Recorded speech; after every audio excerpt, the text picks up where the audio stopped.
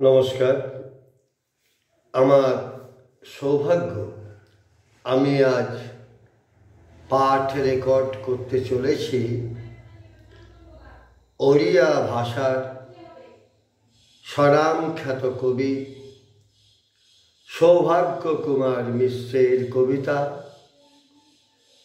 উড়িষ্যার কবি বন্ধু প্রদীপ কুমার রায়ের বাংলা অনুবাদে পড়ছি ওড়িয়া কবিতা সারা রাত সমুদ্র, সৌভাগ্য কুমার মিশ্র।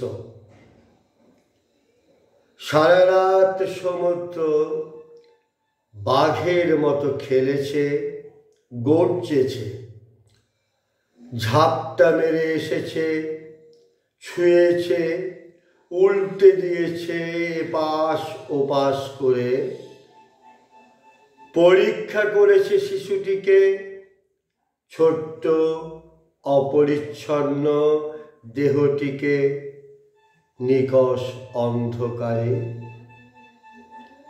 সারা রাত সমুদ্র চেষ্টা করেছে কোলে তুলে নিতে অন্য কোল থেকে খসে পড়া পাপ ও ভয়কে।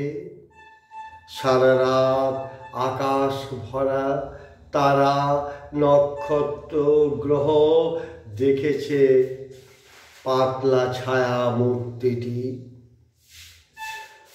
নত হয়ে বসে পড়া বালুর উপরে উঠে দাঁড়ানো, আবার নত হওয়া এবং ফিরে যাওয়া রাস্তাকে।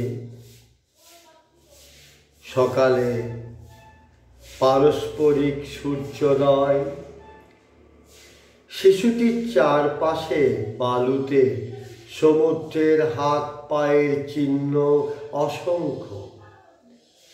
তারাও নক্ষত্রের মতো উজ্জ্বল, ব্যর্থ ও অচল। আর কিছু যেন ওর করার নেই।